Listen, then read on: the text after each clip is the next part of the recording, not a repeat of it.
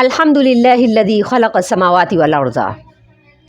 پہلی آیت ہے، اللہ فرماتے ہیں کہ تمام تعریفیں اس اللہ کے لیے ہیں جس نے آسمان و زمین کو پیدا کیا۔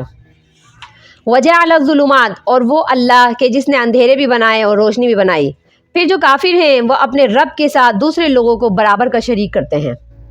اس میں اللہ تعالیٰ نے اپنی تخلیق عظیم کا ذکر کیا۔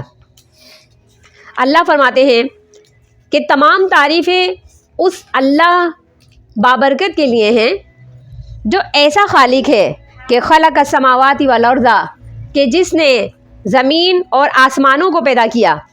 وہ اتنا عظیم خالق ہے کہ جس کی تخلیق اتنی عظیم ہے کہ اس نے دنیا کی سب سے بڑی دکھائی دینے والی مخلوق یعنی آسمان اور زمین کو پیدا کیا، اور اس کے بعد جو سب سے بڑی دکھائی دینے والی چیزیں ہیں وہ ہیں الظلمات والنور، اندھیرا اور روشنی۔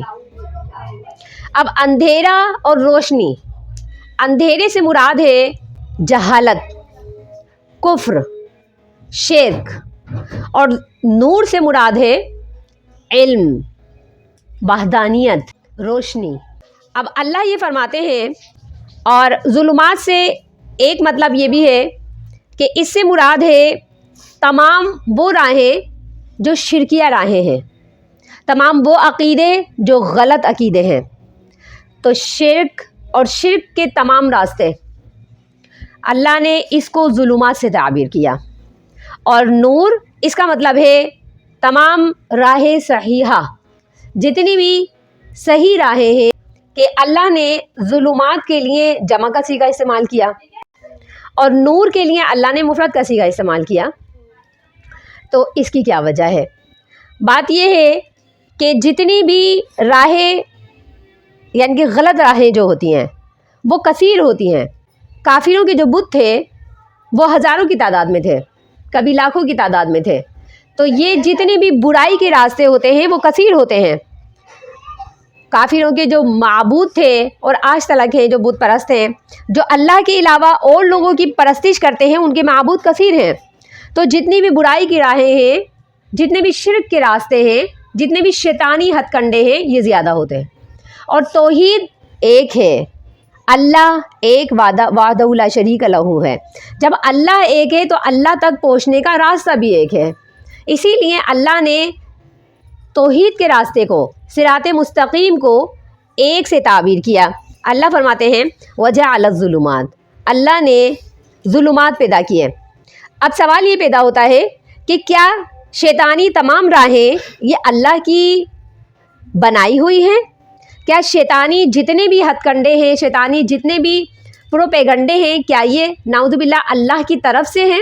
ایسا نہیں، بلکہ اللہ نے دنیا میں جو بھی چیز پیدا کی، جیسا کہ شیطان، اللہ نے شیطان کو خود پیدا کیا۔ اللہ فرماتے ہیں کہ اللہ نے شیطان کو آگ سے پیدا کیا، کیونکہ وہ پہلے جن تھا، اس کی جو تخلیق ہوئی ہے وہ آگ سے ہوئی ہے۔ تو شیطان کو پیدا کرنا یہ بھی اللہ کی صفت ہے، اللہ ہی شیطان کا خالق ہے۔ تو شیطان اب جتنی راہیں پیدا کر رہا ہے اس کی نسبت شیطان کی طرف ہوگی، نہ کہ اللہ کی طرف ہوگی۔ ہاں، جب اللہ نے یہ فرمایا کہ وجعل الظلمات، اللہ نے تمام اندھیرے پیدا کیے ہیں، اس کا مطلب یہ ہے جیسے آگ لوگوں کو پسند نہیں ہے، لیکن آگ کا خالق اللہ ہے۔ آگ سے لوگ جل جاتے ہیں، اگر اس کا غلط استعمال کیا جائے تو گھر جل جاتے ہیں، بستیاں جل جاتی ہیں، لیکن آگ کا صحیح استعمال یہ ہے کہ آگ سے لوگ پکاتے ہیں، آگ سے لوگ مستفید ہوتے ہیں، گرمی لیتے ہیں، سردیوں میں اس سے گرمائی حاصل کرتے ہیں، حرارت حاصل کرتے ہیں۔ تو جتنی بھی بری چیزیں ہیں جیسے تیز دھار ہے، اونچائی ہے، سختی ہے، یہ تمام چیزیں اللہ نے پیدا کی ہیں، لیکن ان کا جو صحیح اور غلط استعمال ہے یہ انسان کی اختیار میں ہے۔ تو اللہ یہ فرماتے ہیں وجعل الظلمات، جتنے بھی اندھیرے ہیں یہ سب اللہ نے پیدا کیا ہے۔ تو جتنی بھی چیزیں ہیں دنیا میں، جو بھی چیز ہے وہ اللہ نے پیدا کی ہے، اور اس کا اختیار اللہ نے انسان کو دیا ہے۔ اب انسان کے اوپر یہ ہے کہ وہ ظلمات کا انتخاب کرتا ہے یا نور کا انتخاب کرتا ہے، وہ راہ صحیحہ کا انتخاب کرتا ہے یا راہ غلط کا انتخاب کرتا ہے۔ یہ انتخاب اللہ نے انسان کے ہاتھ میں دے دیا ہے۔ اللہ فرماتے ہیں وجعل الظلمات، اللہ نے اندھیرے پیدا کیے، والنور اور روشنی کو پیدا کیا، ثم الذین کفروا بربہم، پھر جو کافر لوگ ہیں وہ بربہم یعدلون، وہ اپنے رب کے ساتھ عدل کرتے ہیں، یعنی اپنے رب کے ساتھ اور لوگوں کو برابر کا شریک کرتے ہیں۔ عدل کا مطلب ہوتا ہے برابری، تو یہ لوگ اللہ کے ساتھ برابری کرتے ہیں، یعنی اور لوگوں کو برابر کا شریک کرتے ہیں۔ یہاں اللہ تعالیٰ نے اپنے لیے ایک صفاتی نام رب استعمال کیا۔ رب کی کیا وجہ تھی؟ اوپر اللہ تعالیٰ نے اپنے لیے ذاتی نام اللہ استعمال کیا۔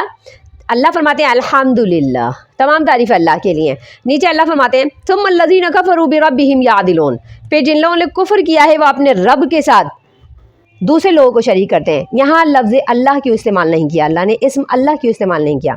وجہ یہ ہے کہ پیچھے اللہ تعالیٰ نے اپنی تمام تخلیقات کا ذکر کیا ہے، اور رب کی تعریف میں آپ کو شروع میں ہی بتا چکی۔ رب کی تعریف کیا ہوتی ہے؟ رب وہ ذات ہے جو کسی بھی مخلوق کو جب پیدا کرتا ہے تو وہ اس کے تمام تر ضروریات کو مد نظر رکھ کے اس کے تمام ماحول کو، اس کی زندگی سے آخر تلک کا تمام ضابطۂ حیات اس کو دے کر، ترتیب دے کر کے اسے عطا کرتا ہے۔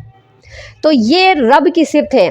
اللہ فرماتے ہیں کہ جس نے آسمان پیدا کیا اس کا پورا ضابطۂ حیات پیدا کیا، جس نے زمین پیدا کی اس کا پورا نظام پیدا کیا، نور کا پورا نظام پیدا کیا۔ اندھیرا کب ہوتا ہے، کس ٹائم سے شروع ہوتا ہے، کس ٹائم تک رہتا ہے، اندھیرا کہاں سے آتا ہے، روشنی کس ٹائم سے شروع ہوتی ہے، کس ٹائم تک رہتی ہے، اور روشنی کہاں سے طلوع ہوتی ہے، کہاں غروب ہوتی ہے۔ یہ تمام جو شیڈیول ہے یہ اللہ نے بنائے، اور تمام شیڈیول بنانے والی ذات وہ رب کہلاتی ہے۔ اللہ فرماتے ہیں ثم الذین کفروا، جو کافر لوگ ہیں وہ اپنے رب کے ساتھ جانتے یہ ہیں کہ تمام کائنات کا خالق اللہ ہے اور تمام شیڈیول بنانے والا اللہ ہے، آسمانوں کا رب بھی اللہ ہے اور زمینوں کا رب بھی اللہ ہے، یہ جانتے ہیں۔ ثم الذین کفروا، پھر بھی اللہ کا انکار کرتے ہیں یہ کافر لوگ، اور بربہم یعدلون، یہ اپنے رب کے ساتھ اور لوگوں کو برابر کا شریک کرتے ہیں۔